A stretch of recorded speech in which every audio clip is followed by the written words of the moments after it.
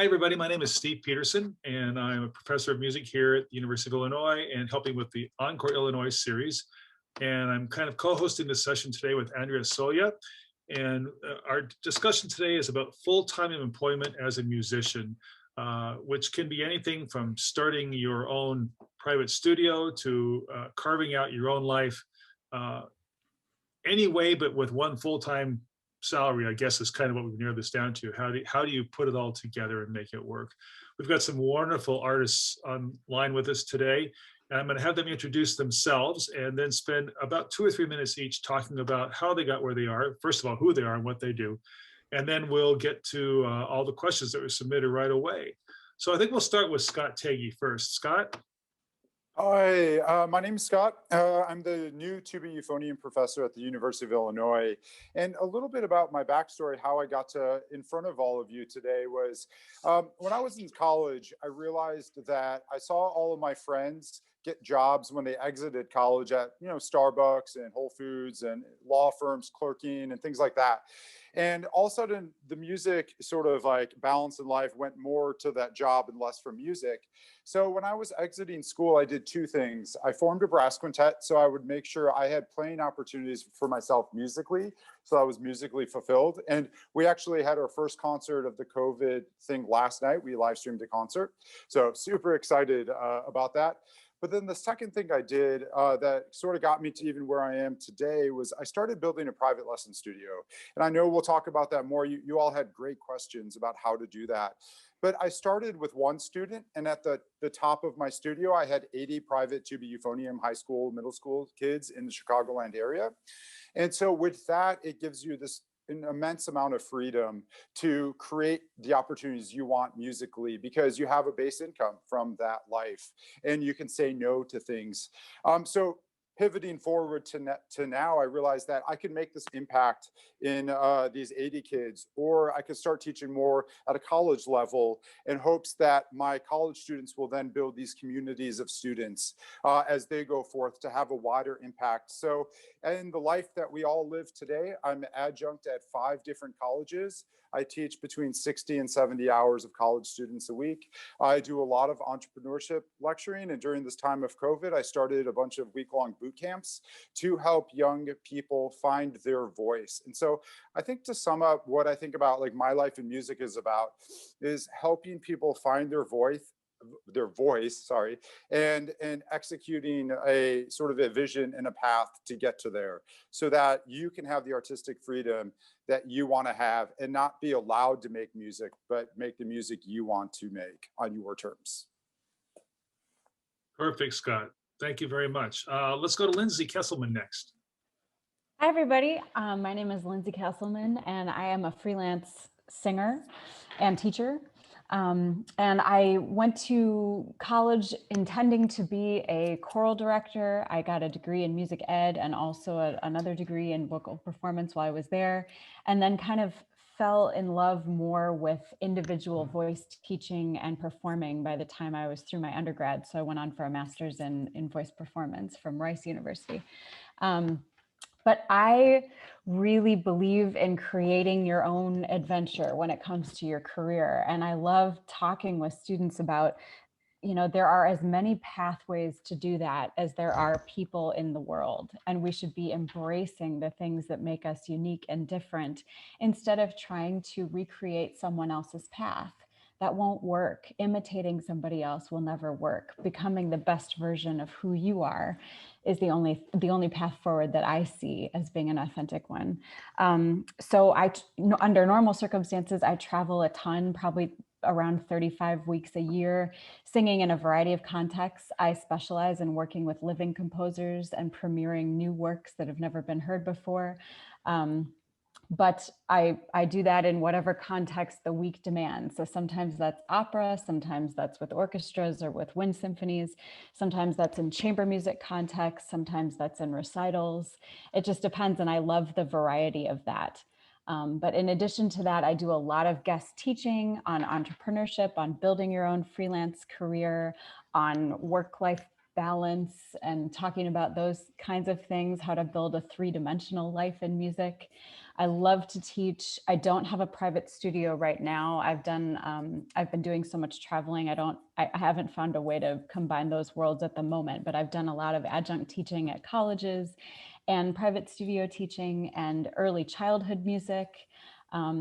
And I'm excited to field your questions and talk more about how we create these interesting and unique, diverse pathways in music. Perfect, thanks. Sam Shuhan. Hey there, my name's Sam Shuhan. First off, I'd just like to say how honored I am to be speaking for you today. And thank you, Steve, for having me. I'm currently the assistant principal bassist with the Lyric Opera of Chicago. I also have positions with the LA Opera and Santa Barbara Symphony. And my experience getting to where I am now has been a long and windy road. I was someone who came into music and was just interested in everything. And one of the reasons I'm a bassist. One of the reasons I chose the bass was because I could be all over the place. I could play in so many different styles and genres. And so I spent the majority of my undergraduate at Ithaca College, kind of curious and musically curious and doing all sorts of things. And, you know, my path then led me to the University of Southern California, where I suddenly was realizing, well, what type of life do I want to have, and what direction do I want to take as a musician? I've accumulated these skills and can do these different things. And ultimately what I decided was that I wanted to get an orchestra job. And that's when my path towards audition taking started. And I really started to focus in on orchestra auditions. And it was so that all took place at University of Southern California in Los Angeles. And it was at that same time that I really started to become an active freelancer and performer. And LA is quite a place to freelance. There are tons of different types of opportunities. You have the immersion of film and music, the industry there. And I learned so much just about the gig scene and gig life and how to hold yourself professionally and how to interact with colleagues in a new and oftentimes unsettling scenario. You know, when you're in the recording studio, the tension is high. So I got a lot out of living in Los Angeles and carving out a sort of career as a freelancer before I won these various positions that I went on to win. And I'm excited to talk more about that today and answer any questions that you all may have. Fantastic. Well, let's jump right into the first question. We have unfortunately more questions than we do time, but we'll do our best to get everybody in here as we move forward. So the first one is kind of I guess a simple question. How do you find clients? For maybe not a simple question, maybe not a simple answer. How do you find clients for your private lesson studio?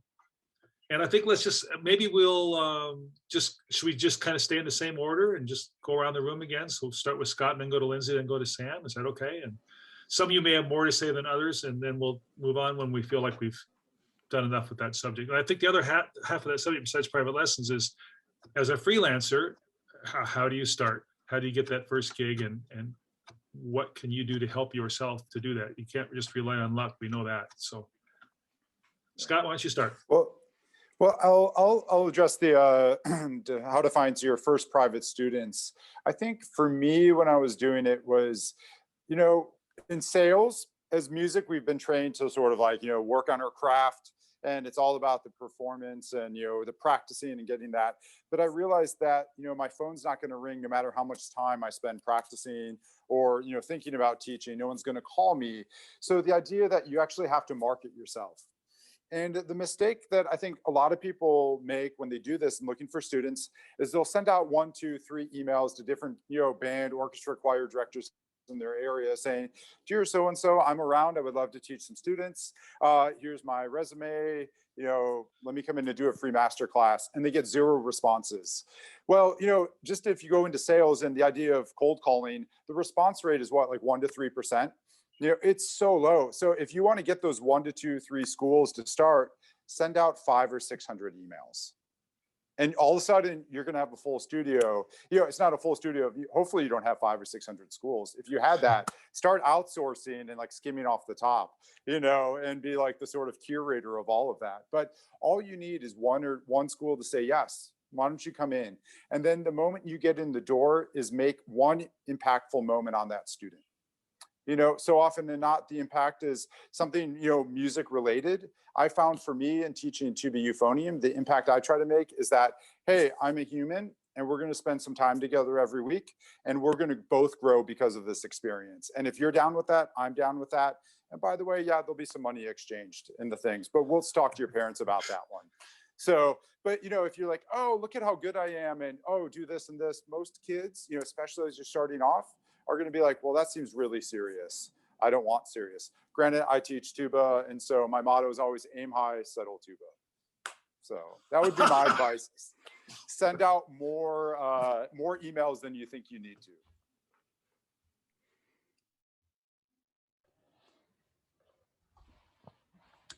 I think it's my turn next. Yeah, Lindsay, go ahead. Sorry, I muted myself. I think whenever it comes to these topics about marketing yourself or trying to drum up any business, whether it's gigs or students or anything else, I think I'm always a top-down person. I just want to go to the big philosophical issues, which then sort of reflect and tell us what the details should look like. So what I always think is that we have to remember we are members of a larger artistic community. And the more we act like we're all sort of in this for ourselves and to get as much out of it as we can without thinking about the rest of the community, the more kind of misguided our thinking has become. And I think anytime you ask for people to invest in you, whether it's as your students, whether it's your audience that you're performing for, you need to be aware of the ways you should invest first and be proactive. And so I think, you know, if you're interested in teaching and developing a private studio, what are your artistic values? What do you think, what do you believe as an artist? And what do you see as needed in the larger community around you? What niches are not being filled or not being filled in the way that you would uniquely do it? And figure out then under that umbrella, okay, so who am I trying to reach? Who are the ideal students for me? Am I going to specialize in middle schoolers? Am I going to specialize in high schoolers and pre-college prep? Do I want to work with really young children? What kinds of students do I want to work with? People who are going on in music, people who don't know, people who just were trying to develop a love of music for the rest of their lives so that they're audience members who will invest in these art forms. You need to figure these things out so that you're not trying to be everything to all people, but figure out how you can impact the community in the deepest and most rich and substantive way. And then when you figure out where those pockets of people are that you want to impact and help, go invest in them, go to the concerts at those high schools, get to know those teachers, talk to them about trends they see with their students and what they think their students could really benefit from having some extra help or resource with. So I just think instead of just thinking, I'm a music teacher, I want to teach students, be more specific, and then you'll have a better chance marketing and being generous with the community around you. That's great. Thank you. Sam, what do you want to add? Yeah, both of those responses were terrific. We've covered a lot of ground. I guess the only thing that I would just like to add to what Scott and Lindsay had to say is that you can't underestimate that your reputation is your wealth, particularly in a freelance setting, whether it's teaching or performing.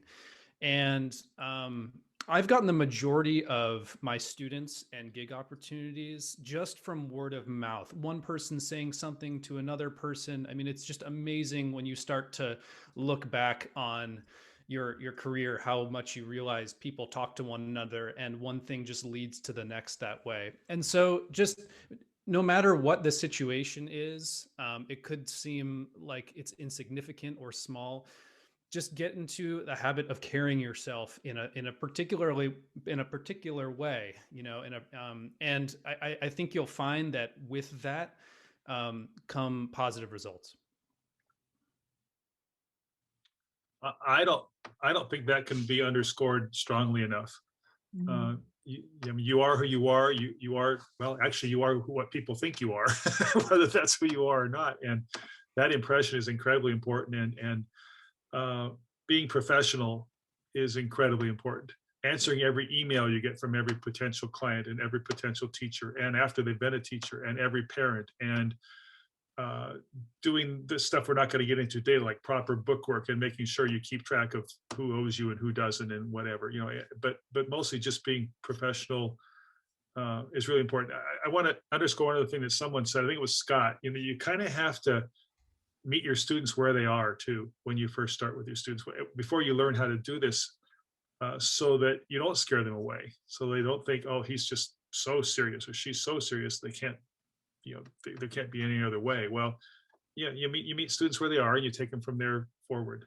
Okay, I'll shut up because this isn't about me at all. Andrea, let's go on. All right. So um, I'm switching up my two questions we talked about here, because I think the next question many students have asked really relates to what we just talked about. And that would be something like, how, once you have students and you have gigs, how do you support yourself? Is it possible to put bread on the table, have a family, support a family, pay health insurance, and all these things? And I guess how much time does it take to get there? And all sorts of things around that topic of sustaining yourself. How about if we start with Sam? Sam, do you mind starting this time so we don't always start with poor Scott? Yeah, of course. This is a great question. And I think what it boils down to, at least for me on an individual, this was a question on an individual level. This was a question I thought a lot about while I was a student. I had to really examine and think about what did I want? What were the types of goals that I was setting for myself? How did I envision I wanted my life to be 10 years, 15 years down the road? And that picture became clearer and clearer, and I realized that in my pursuit of like trying to learn every genre there was, and playing electric bass and composing and playing upright, like I was a little spread thin, and I was letting myself down a lot. I was getting very stressed out about not achieving success in all of those fields. And so for me, like honing in on one thing, particularly during my graduate studies, really helped me with a sense of security moving forward about, okay, this is the vision that I'm trying to see through, and I'm going to try and win an orchestra job. I mean, I'm going to win a position because I wanted the security that those types of positions give you. And so I think really clear goal setting is very, very important when you're grappling with those questions about how to financially, how do you balance work and your career and your personal life, and how are you gonna, end up with enough money at the end of each month? I was someone who I had jobs all through grad school. I had to work at coffee shops and stuff like that just so I could pay my rent. But I was investing in myself, the time that I was putting in the practice room, any time I had to travel to an audition, like all of those expenses were justified because I knew that I was investing in myself. And it does take a leap of faith sometimes to do that. I mean, that's a tough threshold to cross for a lot of people. I know it was for me, certainly. But, I think the more that you believe in that idea, the more it will come to fruition. Thank you, Sam. Thank you. Lindsay?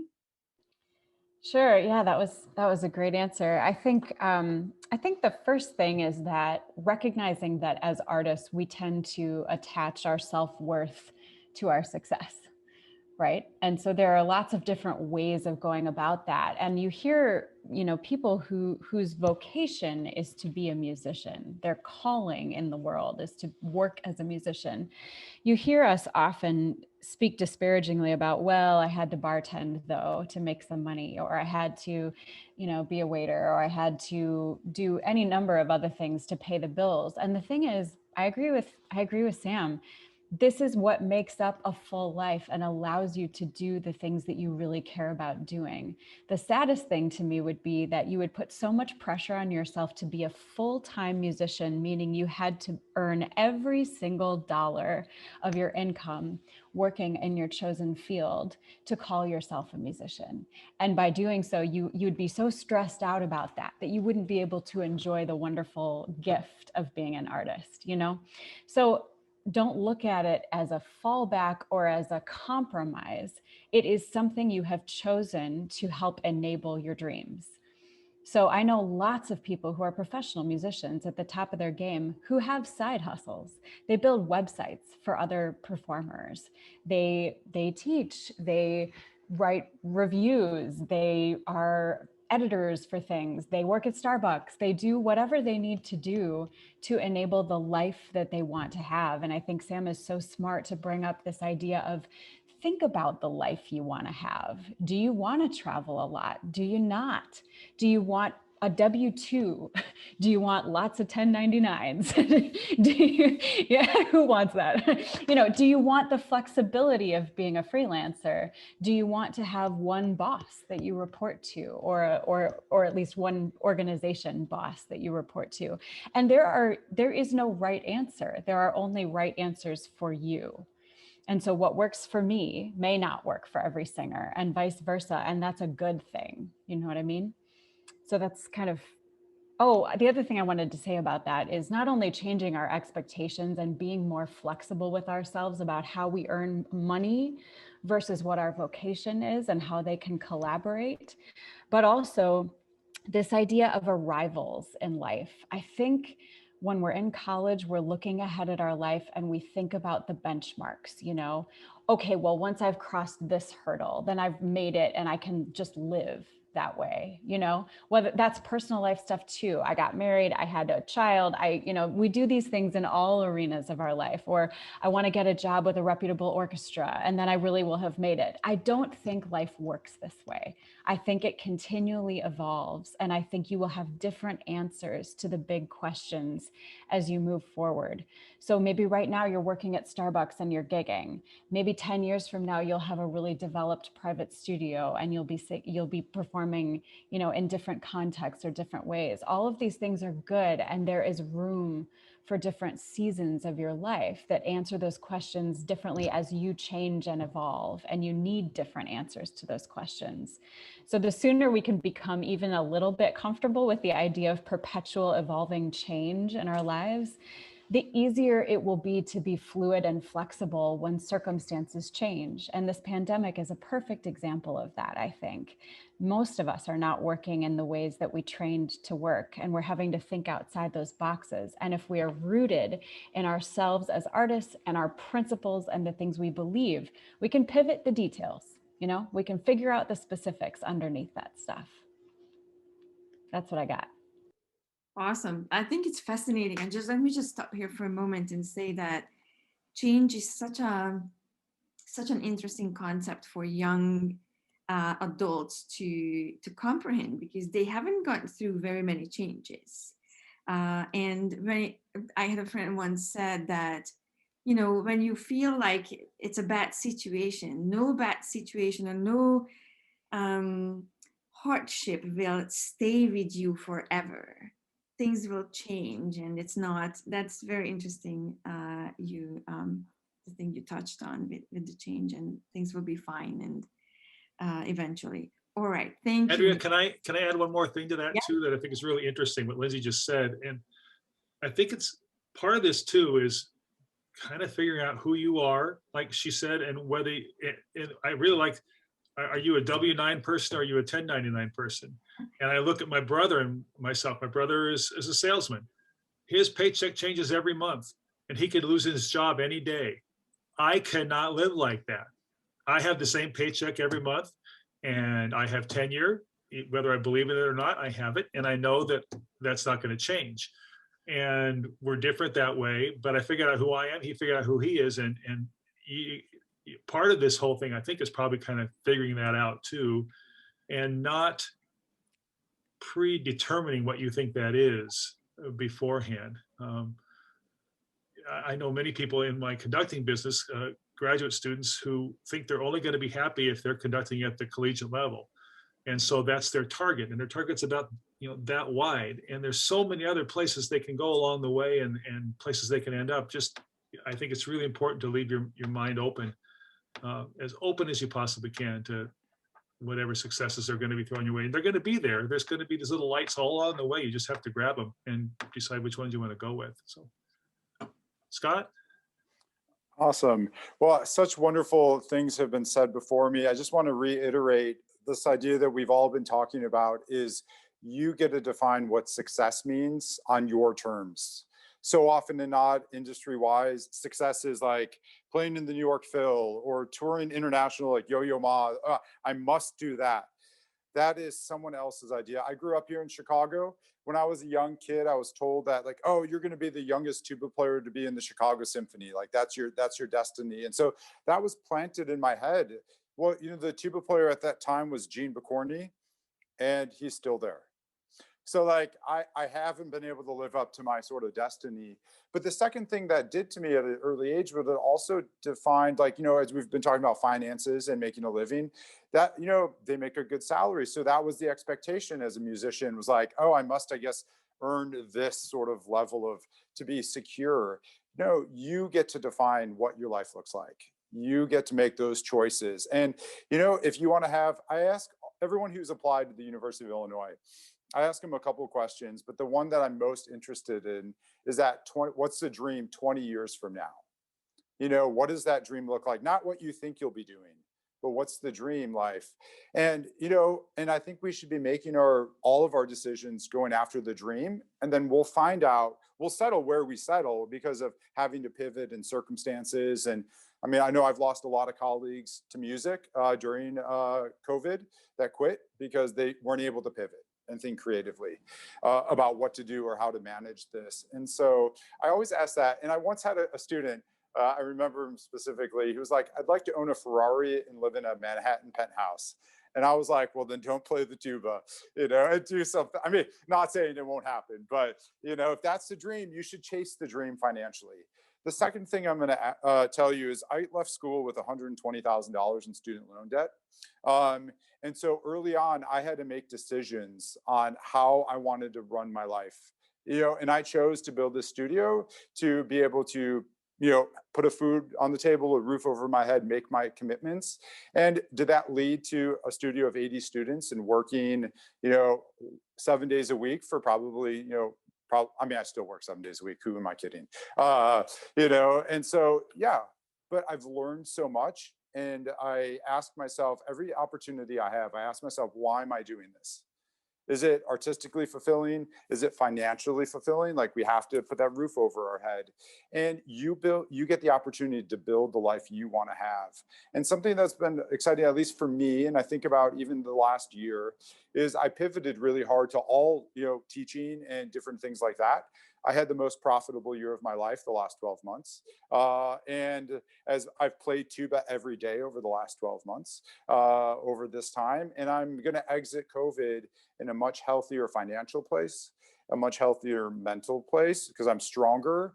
I was creative. And I think going back to what Dr. Peterson said about the 10-year system, I think having control over your destiny, your future, forces you to continue to be creative, continue to be hungry, and never become complacent in all aspects of your life. And so I think, to go back to answer your question about, it is scary to be that 1099 or to not have tenure at 5 colleges and knowing that if I don't recruit well, I may not have a job next year, or if I graduate a big class, or, we had our first quintet concert last night. I take it as an opportunity to be like, well, if something is falling, not living up to what it has to do, I can double down on another aspect of my life.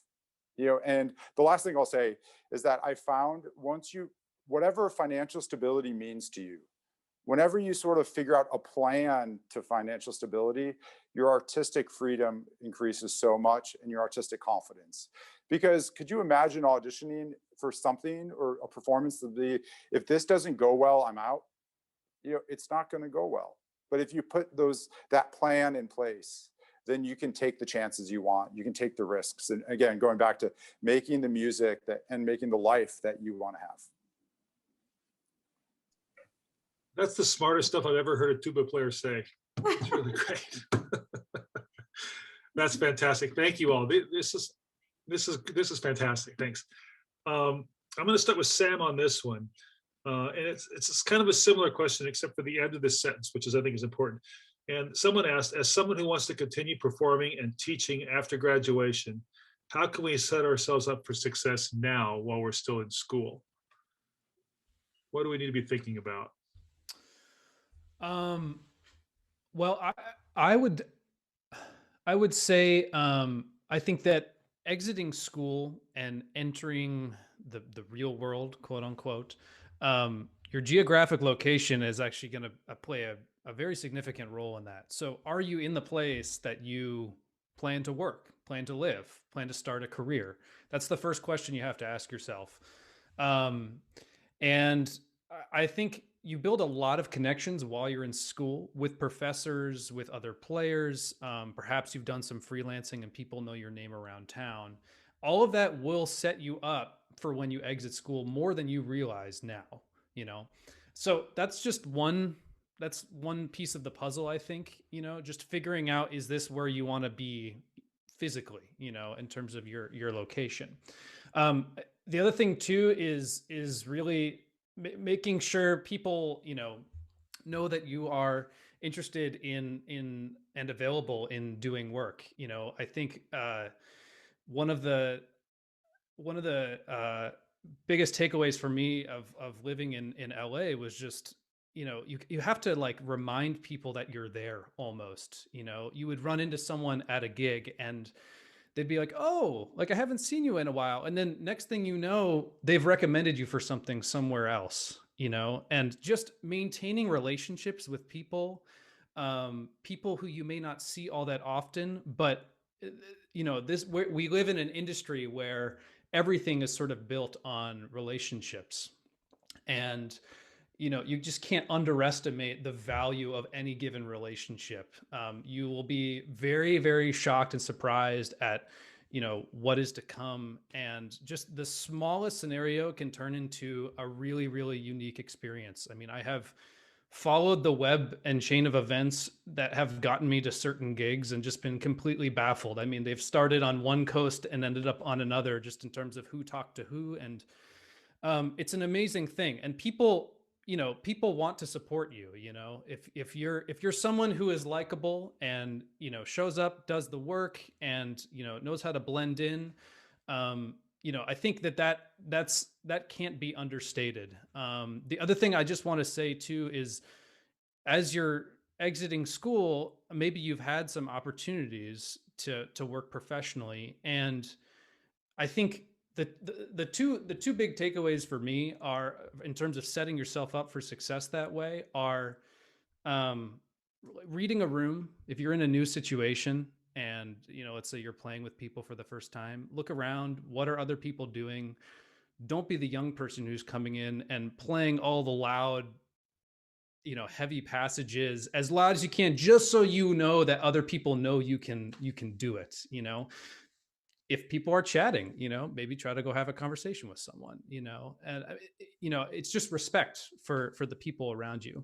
So that'd be the one thing. And just listen to the people who are, you know, doing the things that you want to do. You know, really take the time to hear out what people say, because believe it or not, you don't have to reinvent the wheel about a lot of this stuff. You know, it's important to bring your own take and voice to things, but it's amazing to me, just the people who have been doing this. You know, I'm quite young, you know, I'm in my mid to late 20s, and talking to people who are twice my age just about what it's like to be doing this professionally for their entire lives is really, really amazing. And you will learn a lot just from hearing what they have to say. One sentence can completely change the way you're thinking about something you might be obsessing about, or something that's weighing you down. People are like, yeah, I've been there, you know, I know what you're going through. So just always have an open mind, and, you know, listen before you talk.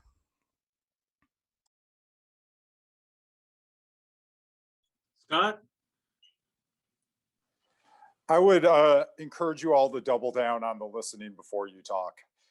Is very good advice as someone who's starting off, and know that there's a lot of people out there who have had successful paths before you. And again, as Lindsay had said, you don't copy someone, don't try to be someone else, but learn from people who you admire and look up to, and ask for help and ask for an opinion and a thought and a question. How did they get to where they are? And then what can you glean from that and apply to your unique path? So I think listening is key. I think the second thing, as Sam had talked about, connections, connections, connections. You know, the more people we know in our field, in our industry, out of our field, out of our industry. I mean, where do most donors come? They're not, you know, the people in the orchestra, they're the people who like orchestra. So make sure you're building your connections with them so that you potentially have funders. What's that old saying that, how do you get to Carnegie Hall? Connections, connections, connections, you know, is how you get to Carnegie. Or you just have a lot of money to rent it on your own dime. So that's the other way to Carnegie Hall. And I think the last thing I would encourage you all to think about going forth, and this is something that I was terrible about this in school, and sometimes still I'm not so great about it. So I'm saying this to myself as well as to you, is we have to remember that we need to be planting seeds everywhere right now. And that seed isn't going to like be a tree tomorrow. But the thing is, if you wait until May 15th, let's say you graduate May 15th and you're like school, school, school, and May 16th, you start planting those seeds, it's going to be a while. And most likely you're going to, I'm not going to say most likely, I mean, I said it, but you're going to like veer off. Stuff's going to get in the way as you wait for those seeds to start growing. So plant those seeds yesterday. And if you're too scared, or if you think you're not ready to do it, it doesn't matter. The seeds that you planted that weren't ready, they're not going to grow. And again, you don't need all of those seeds to grow. You just need one or two of them. And if you start planting those seeds now, all of a sudden you graduate May 15th. May 17th, you teach a private lesson. May 16th, you sleep. You know, you have a drink, eat some pizza, celebrate with your family. May 17th, you teach a private lesson. May 18th, you have a wedding gig. May 19th, you take some time off. May 20th, you teach a couple lessons because of those seeds you planted 3-4 years ago. And so, and just make sure you're constantly watering them and always planting new seeds. You know, we never stop planting seeds. Like I planted seeds this morning for possible opportunities that will happen maybe in 6 months, maybe in 5 years. So I think always be thinking, you know, in advance, and then meet as many people. And when you meet people, they don't have to love you. They just have to not hate you. You know, so they'll respond to an email. So don't be everyone's best friend. Just be polite, be kind, be professional, be self-aware. So. Great. Lindsay, what do you have to add? Yeah, those are all such great ideas. I think, you know, I know that school is such an overwhelming time, and in it, I remember feeling that way too, that there's just a seemingly endless to-do list of things going on. But the thing is, that doesn't change. And so what we need to figure out during school and then carry with us into our lives is how to prioritize, and how to give ourselves the message that we will not be able to accomplish all of the things today. But there's the list for today, there's the list for the week, there's the list for the month, there's the list for the year. There are all these things going on all the time.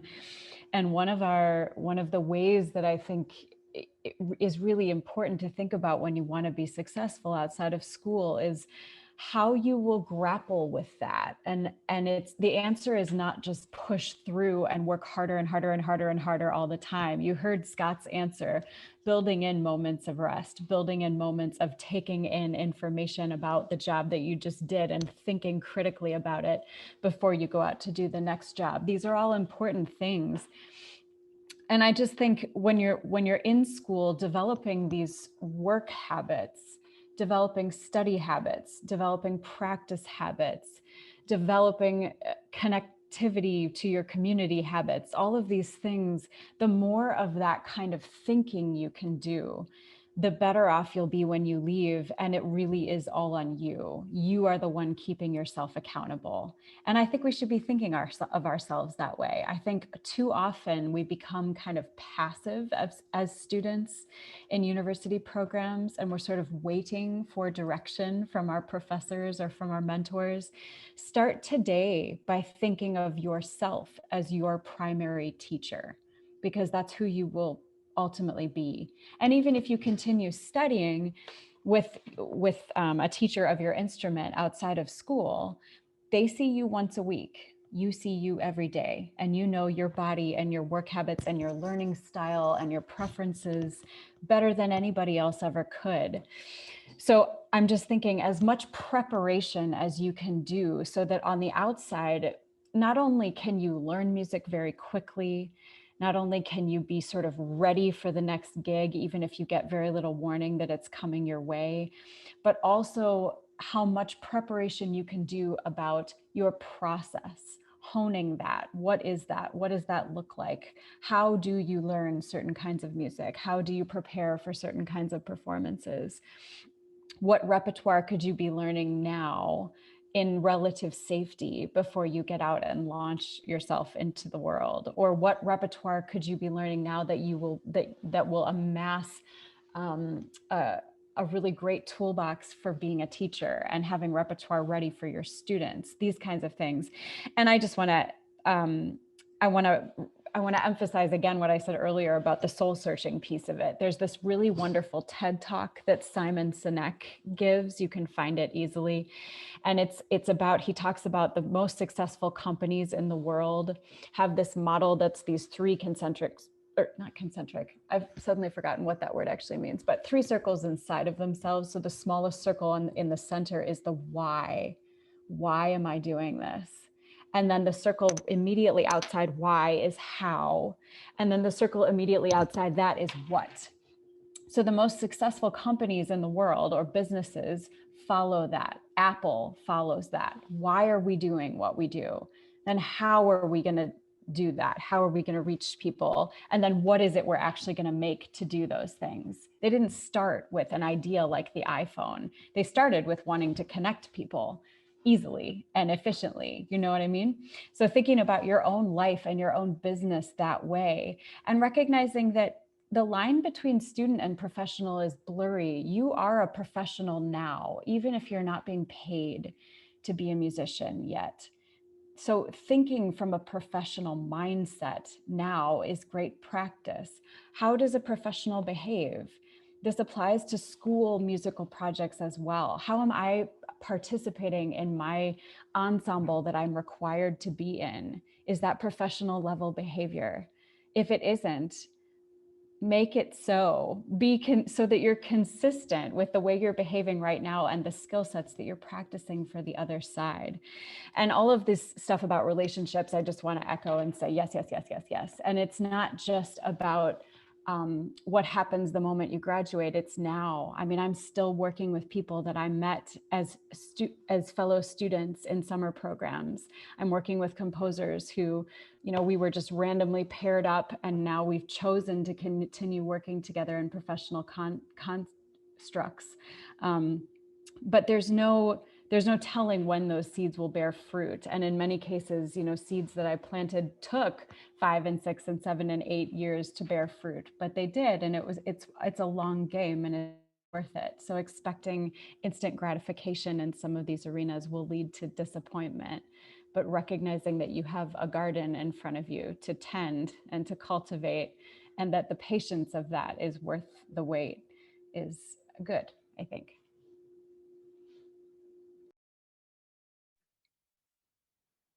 Fantastic. Thank you so much. Thank you. Wow. I'm taking notes here because I'm learning a lot out of this conversation. Many of our students, and it might be the 1 minute answer question, just looking at the clock.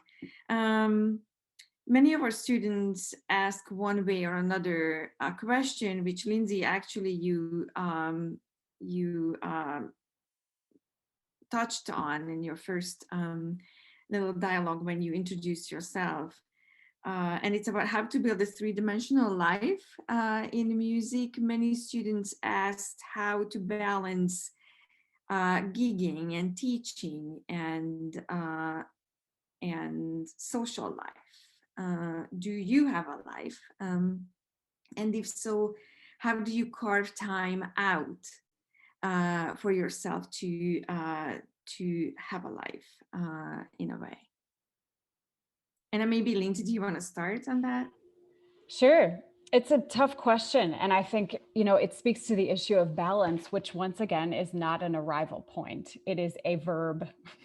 It is a constant evolving thing day to day. I do have a life. I have friends and I have a family, and I have a 5-year-old son who's going to online kindergarten every day.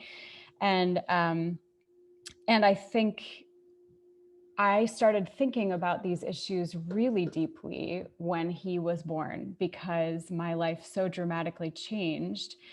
And it became clear to me that a lot of people in the world had very specific expectations for how it would change. So I got a lot of questions, or actually I got a lot of statements. I got a lot of people saying to me, well, what are you going to do now? You're not going to be able to travel all the time now that you have a son.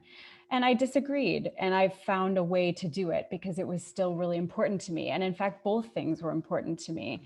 And actually something you said, Andrea, made me think about this. I know I have to give a short answer here for a big question, but the idea of carving out time for social life or family life, I don't like thinking about it that way. I like thinking about what are the top priorities, and no, you can't say everything. You have to choose, or else life will choose for you. And how are those things going to take up residence as structural pillars in my life? I don't like waking up and feeling like a slave to my job to the point that I'm ignoring my son. I'm ignoring the fact that I love to read books. I love to exercise. I love to cook. I love to do things that are important to my soul and that make me a better artist by investing in.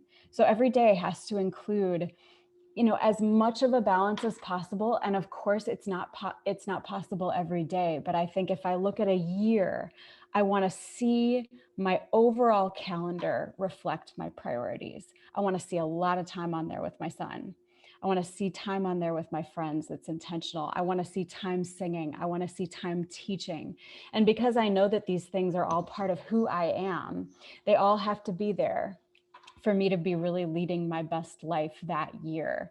And it doesn't mean, again, every day, but it does mean in the macro sense, they're all there. And it's because I know who I am and what's important to me at this point. And I spent a lot of time in my 20s acting like work was kind of everything. And I don't want to do that anymore. So I've learned along the way. And I think that's my other piece of advice, is experimenting with the boundaries and recognizing when your gut is telling you, I'm traveling too much, or I'm exhausted and I'm not performing well because I'm doing too many things. I'm spread too thin. I have too many students. I'm not able to be as present for them as I would like to be. I don't have enough students, that my teaching is not growing and expanding and being challenged in the ways that it should.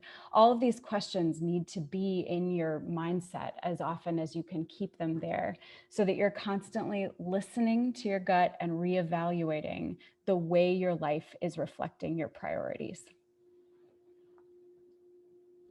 Excellent. Thank you. Thanks, Lindsay. Scott, you want to take on? Yeah, I think that's such, what Lindsay said is so important, to have your schedule reflect where your priorities are, and I think to add upon that a little bit is that every unique human, we're all unique, have individual priorities, individual capacities. So people look at my schedule and they're like, you're an idiot, you're crazy, I don't know what you're doing. However, every day, I get up and I look at my schedule and I'm like, I can't imagine today without what I have on my schedule. And whether that's, dinner with my wife, my students, a quintet rehearsal, time to work on other projects and things like that, time to read. And so you have this opportunity to define what that is. I will say, just to add on to that, do find balance earlier. I don't do balance well. So 2 years ago, I had some health things, and it made me reevaluate a little bit. And I thought I wasn't going to be able to play tuba, and so I had to figure out some things. And since then, I've made more time for personal self-care, like physical self-care, mental health care. I wish we can mandate all music students to see a therapist. I wish that could be a part of like that you have to go an hour a month or whatever it may be. The stigmatism's gone. Take care of yourself. And what I realized 2 years ago was that all of my music making, I was drawing upon experiences and emotions and feelings from like 20 years ago when I had time. It was dry, and I was like, oh, this makes me, oh, that was 20 years ago when I experienced that. And that I had to really invest in creating some new, like, beautiful moments, some new terrifying moments, some new high, low, all moments to refill that pool to draw from in my teaching, my performing, and all of that, and just general living of life. And so do make that time for yourself as you get older, and as a tuba player, I lived the beer, donut, pizza life. It does catch up. Don't do it. I'm almost vegan now, and just simple things like that, loving to cook and taking care of yourself is so vitally important. Oh my gosh. I just love so much what you just said about live life so that you have something to express through your art. I'm stealing it immediately. I will give you credit, but that is brilliant and so true. Thank you. Thank you. Sam, thanks, God. Yeah, really amazing responses. It's inspiring to hear you guys talk. I was someone who really struggled with balance in school, particularly when you're going out and you're doing things like competitions and auditions. It was tough for me. It was tough for me to figure that out. And I more than anything else, I was injuring myself physically. And I think that taking, you're going to learn from your mistakes. I mean, you can be preemptive about this stuff, of course.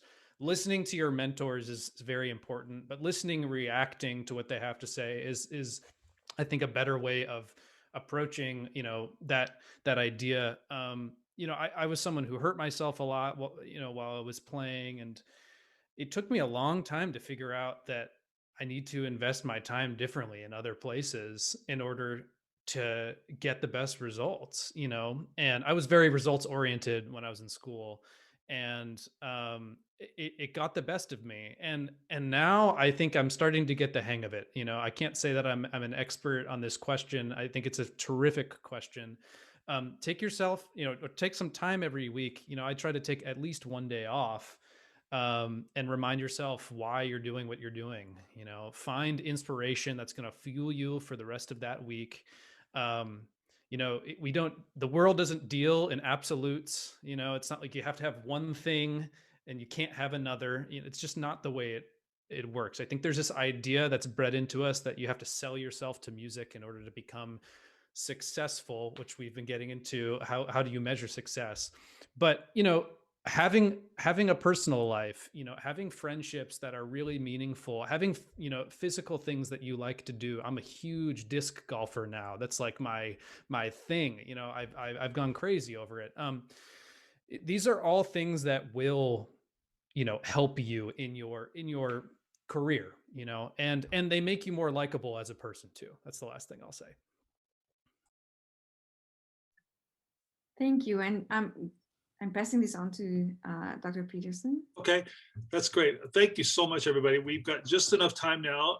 Perhaps you can each give us your one best piece of advice that perhaps you haven't touched on yet, or if you want to underscore something again, that'd be great. But if you could each give us one nugget or two, that would be great. Let's start with Sam.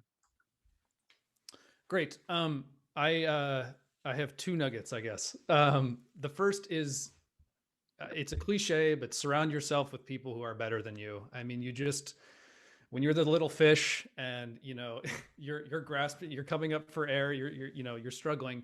That is when you will improve far beyond any other scenario that I can think of in a really positive way. It can be challenging to mentally get through that, but I just don't think you can put a value on surrounding yourself with people who are, sorry, quote unquote better. I mean, what is better? But people who, are gonna, make a lasting impression on you and inspire you. And then the other thing I just wanted to mention is be very realistic about the difference between information and knowledge. And what I mean by that is we get a lot of stuff thrown at us when we're students, and it's very easy to go like, okay, yeah, I get that, like I'm okay, or I'm supposed to do that, like, okay. And maybe you don't do it. And I think in this sort of each one of us has a different path and quest, like really take the time to think critically and intensively about things and turn that information into knowledge for yourself. Don't be afraid to ask questions or to think beyond just what someone might say. Take the time. We are going to be better, educators in, educating the next generation if we are preaching knowledge and not information that way. Great, Sam. Thanks very much. Scott? So I'll keep this short. My 3 things, I'm going to double down on know your why, the Simon Sinek thing. It's so everything you do, ask yourself, why am I doing this? And maybe the why is it's good for you. Maybe the why is money. Maybe the why is you want to spite someone else. Just have your why, whatever it may be, know the why. Number 2 is do your best to hold doors open for other people when you're able. So many of us try to close doors for people. I feel like my main role is to just hold doors open. I can't make anyone walk through it, but I can hold the door open for them to have that opportunity. And the last thing, and I took this from our very own trumpet professor when he came down to my grad school and did a masterclass, Ronnie Ram. You will never fail as a musician until you quit. It doesn't matter anything else. As long as you're making music, maybe that's playing at church, maybe that's singing in the shower, you're a musician. You get to define what that means on your terms, like we've been talking about today. Fantastic. Lindsay, you get the last word. Okay.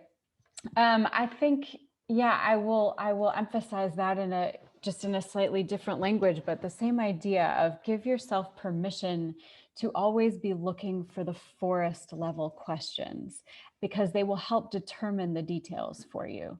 Too often we are looking for other people to lead the agenda and fall into step. What would happen if you were creating the agenda? Create the agenda for your life, and then seek out the mentors, seek out the advice, seek out the resources you need to help you on that path. Also, as you leave school and you think so much about how am I going to get enough work? How am I going to receive enough opportunities? All of these things that are valid and important questions. Also recognize that the size of the pie does not have to stay the same. We're not all needing to just grab at little pieces of a finite landscape. The landscape is infinite. And it is especially that way if we think of ourselves as work generators, not just work recipients. So in addition to try to, cultivate your own garden, help other people, help connect other people in the world, and use a spirit of artistic generosity out in the world, because I think that karma helps our whole field. And it means that there are more and more opportunities to go around, which is what is necessary. And one other idea that I have is just, I really believe as a performer, as a teacher, as a parent, that the strongest leadership tool I have available is vulnerability.